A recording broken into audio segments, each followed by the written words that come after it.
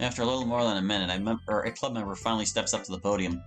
He seems familiar, but I can't quite wrap my head around it. My poem is called The Light Within the Dark?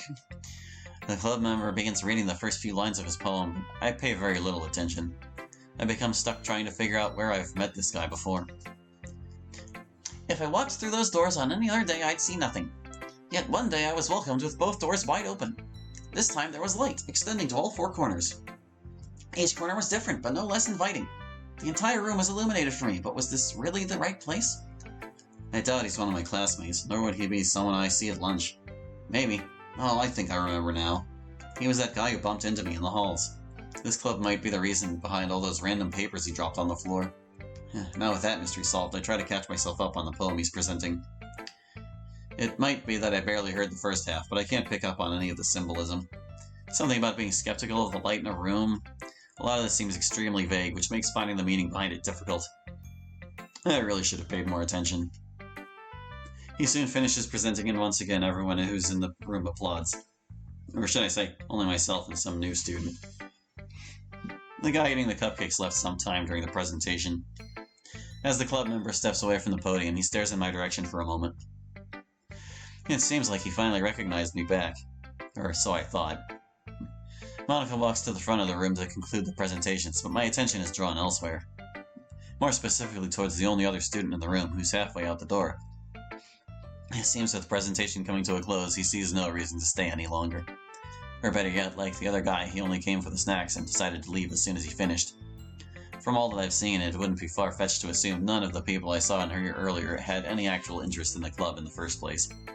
In a way, I feel bad for Sayori's club. Like them, I also have no interest in joining this club. It's not about the subject matter. In fact, I thought what they did was impressive. But as I've said before, I don't think I can manage being in a club with my current schedule. Not to mention why I should even join in the first place. Actually, speaking of schedule, I checked the time on my phone. I have a little over an hour before I have to be at work. That includes the ride back and the time to get ready. If I want any time to rest before work, I should get going now.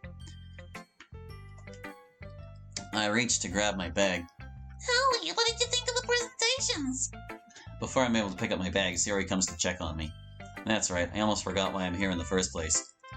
Both of them did great, Sayori. I can tell your members are all passionate about their work. I know, right? Eli's poems are always the best. Eli, so that's his name, huh? It sounds a little familiar. Maybe he is in one of my classes. It's not like I pay much attention to the people around me anyways. What about you? How do you think you did? Oh, right. 1 second. She goes over to a nearby desk and grabs out a paper from a folder. It looks like a paper that was torn out of a notebook. Here's the poem that I read today. She flashes me the poem, and I see the title, Dear Sunshine, written across the top. Would you like me to read it to you? I'm not sure how asking how you did translates to, let me see your poem, Sayori. I'll play along, I guess. If I'm the one to read it, I'm sure it'll go by much quicker. If it's not too much to ask, I'd like to read it for myself. Sure, not at all. She hands me the poem and I take a look at it. It's Dear Sunshine! I see. The writing definitely suits her personality, that's for sure. Everything was good, albeit very childish. Especially that last line. It certainly throws off any sort of underlying meaning to the poem I might have thought of. Is there any particular reason why you chose to include that last line? I got a little hungry. I see. The poem came out very nice. It fits you well, Sayori. Thanks. I hand the poem back to her and she goes to put it back in her folder. By the way, I have to get going now. Oh, why so soon? There's stuff at home I have to get done today, not to mention work as well. Could you stay for just a couple more minutes? The other members really want to meet you. I really can't. Please! She gives me this sad puppy-eyed expression, attempting to persuade me to stay.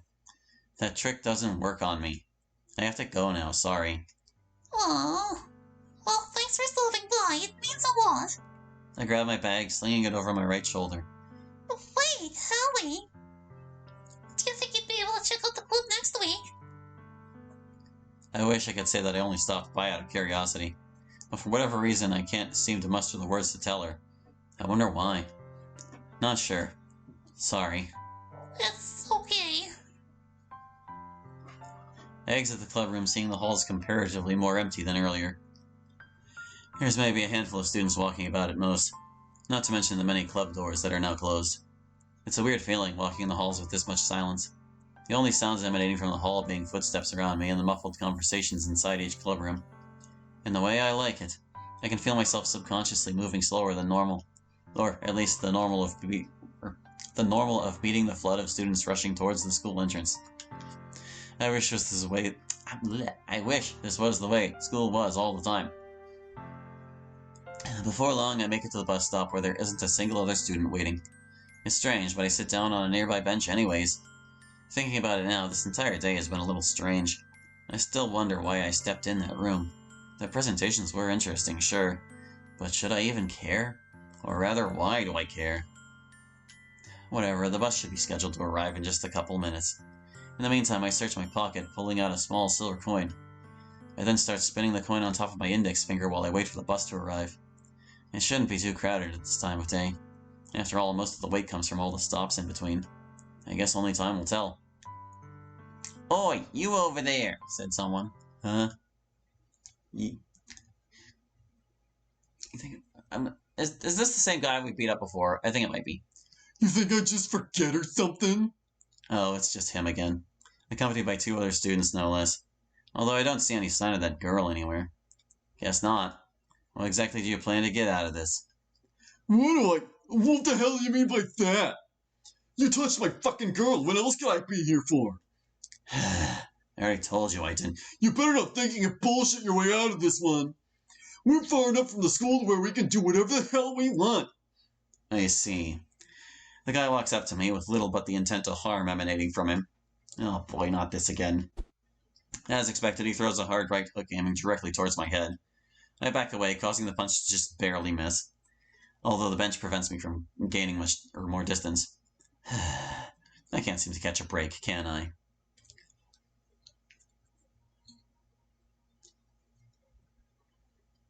I grab my backpack and look towards Sayori, who's standing by the club door. Walking over to her, I notice she looks saddened by something. Is everything alright, Sayori? Oh, it's nothing. It doesn't seem like nothing, Sayori. You look awfully disappointed. I was just hoping to get us a new member this festival, this is all. That guy, right? Yeah, how'd you know? Sayori, he was like the one person in the crowd you were talking to. I guess you're right. He's just a friend I made a while ago. A friend, huh? What's so funny, Eli? It's nothing, don't worry about it. Come on, tell me, I'm curious. It's nothing, Sayori, I'm serious. Oh, okay. Oh yeah, I almost forgot. Monica said we're good to go whenever you're ready. Already? But the festival goes for another 20 minutes. Well, we're done with our presentations, and there hasn't been anyone walking through that door in a good while. She sees no reason to keep the club going today if no one is going to come in. Oh, alright. Sayori heads over to her desk and grabs her backpack off the floor. She still looks a little bothered by something, but smiles after saying her goodbye to the other girls. Soon she walks back over to me. You got everything? Alright, let's head out.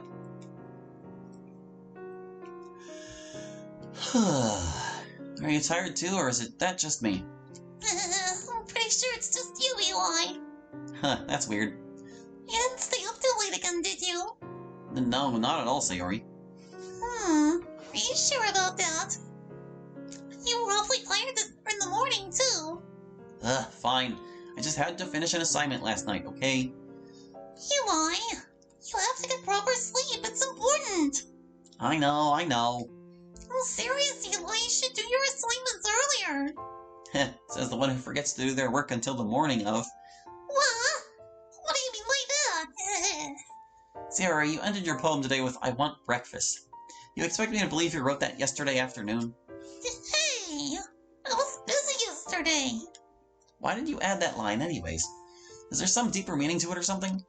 I was just a little hungry. You really are something else, Sayori. A few minutes go by and we eventually reach Sayori's house. Bye, Eli. See you later, Sayori. As Sayori steps inside her home, I walk across the street towards my own place. Man, am I tired. Thankfully, I'm home where I can finally rest.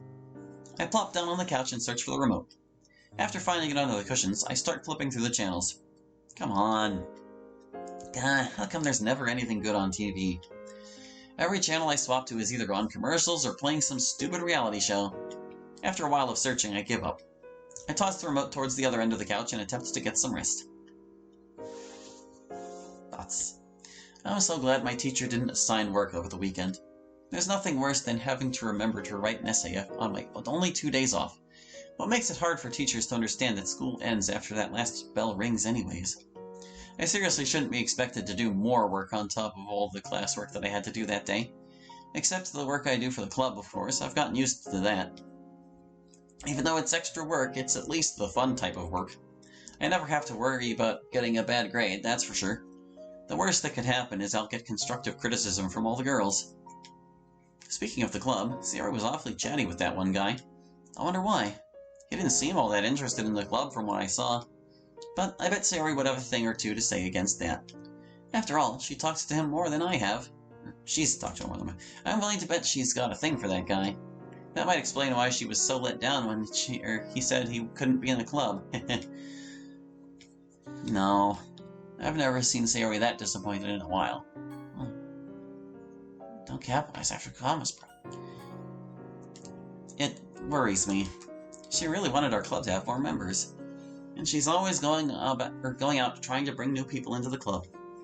Maybe she saw him as the only one likely enough to join at all? A part of me wishes I could help somehow.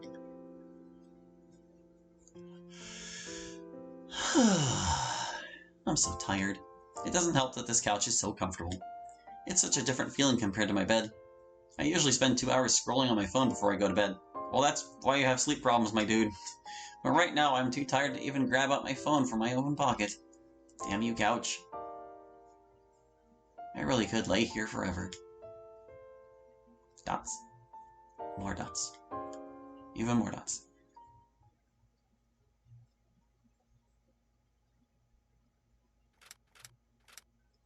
Alright, I can't wait to voice more mystery people that I don't know who they are.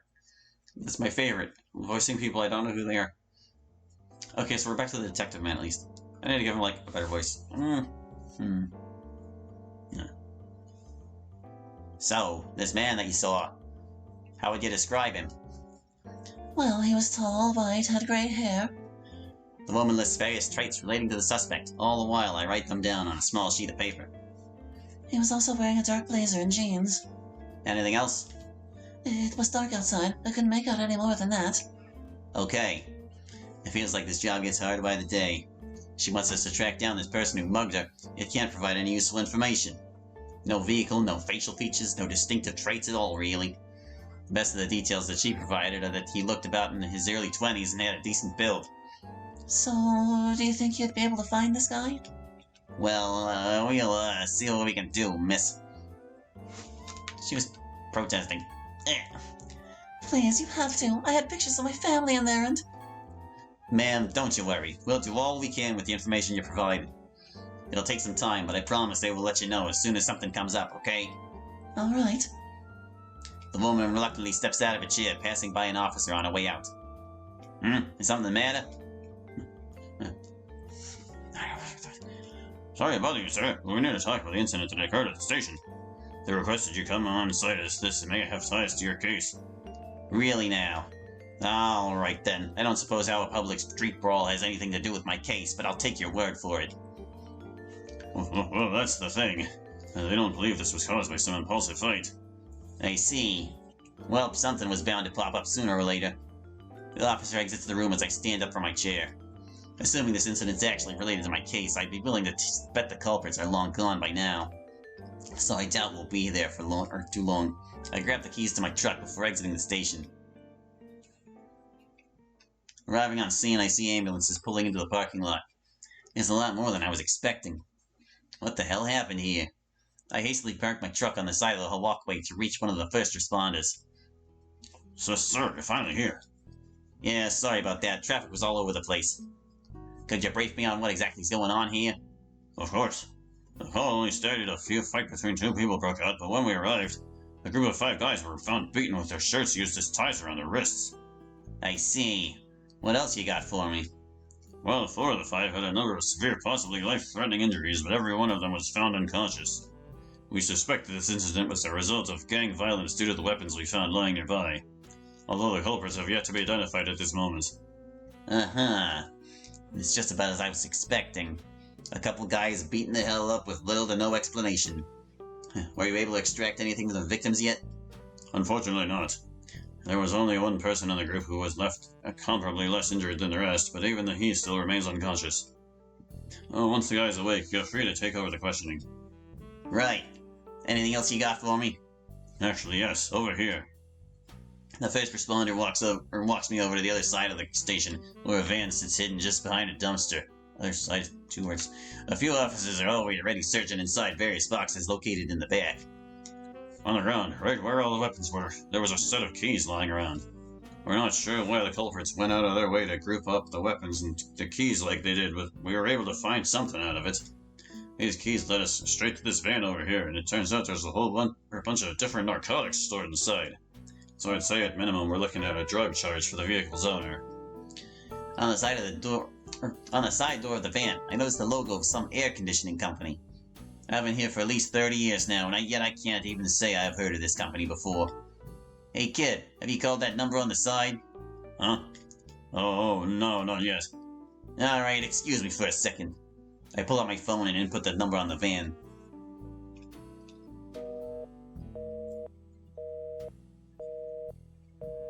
Anything, sir? Nope, nothing more than the beeps of the busy signal. Darn. Did you at least find out who the van's registered under? Correct. The van seems to be registered under one of the victims, namely the one with the least injuries. Well, if that ain't a coincidence, I don't know what is. Mind if I talk to him? That's assuming he's awake, sir.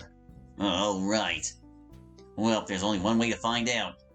I walk back towards the front of the train station where I see most of the ambulances have already taken off. Luckily for me, I see the paramedics talking to who I assume to be one of the 5 suspects. Are you able to tell me the number of fingers I'm holding up? It's okay, take your time. Hey, you two. Is he up to talk for a minute or...? Give us a moment, Lieutenant, he's just gotten up. If you'd like, we can call you over when he's ready. Yeah, that'll be fine. While the paramedics do their thing, I take a seat on a nearby step. Maybe this time I'll be able to leave with a few of my questions answered. Now wouldn't that be a nice for a change? Luckily for me, it doesn't take any longer than 5 minutes before the guy finally musters up a coherent sentence. Where am I? We're at the Southern City train station. We found you and a couple others unconscious. Huh? The man quickly leans forward, causing him to grasp his head in pain right after. Sir, take it easy, you shouldn't strain yourself. Keep this on your head. The paramedic hands the man an ice pack to put on his head. As he puts it on, his eyes open just enough to be able to gather in his surroundings. That's when he eventually looks in my direction. Upon seeing my presence, I can see the man quickly become pale through the cuts and bruises on his face. Feeling better? You You don't need to be scared, bud. I'm not gonna hurt you. What's going on? We're just here to ask you a couple questions about what happened. That won't be too much for you, will it? Here, let's start easy. Are you able to remember the people that attacked you? Do you know how many there were? Or is there anything else you can remember at all about what happened, really? I really don't know. You might need more time to recover, Lieutenant. Just hold off the questioning for now. Alright then. When he's able to think straight, I'll see what I can pick out for him. For now, you're good to go take him to the hospital so he can recover with the others. I'll check up with him in the morning. It's already laid out as is, and I got a daughter who's probably staying up until the minute I get home. Understood. The paramedic loads the person in the back of the ambulance before taking off. I wish I could have gotten at least some answers before wrapping things up, but I suppose I can't always have it my way. I'll just have to note down whatever questions I can think of when I next see him. Walking towards my truck, I see a line of people spectating along the street. I try my best to ignore them, but I'm eventually approached by a reporter. Sir, are you able to confirm that this is a result of the growing gang violence ravaging our city? We cannot confirm anything at this time. I apologize. What about that? Excuse me. The reporter forces the mic in front of me, but I lightly push it away while continuing towards my truck. Heh, this job doesn't get any easier, does it? I wait for the crowd of people on the street to part before making my way back to the station.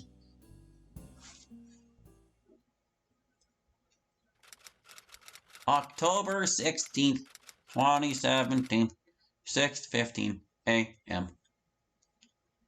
So I guess the color that the text turns probably has something to do with whatever perspective we're about to occupy, but I don't know. So whatever. I step out of bed, planting my feet on the carpeted floor below. I open my closet and grab out the various clothes required for my school uniform.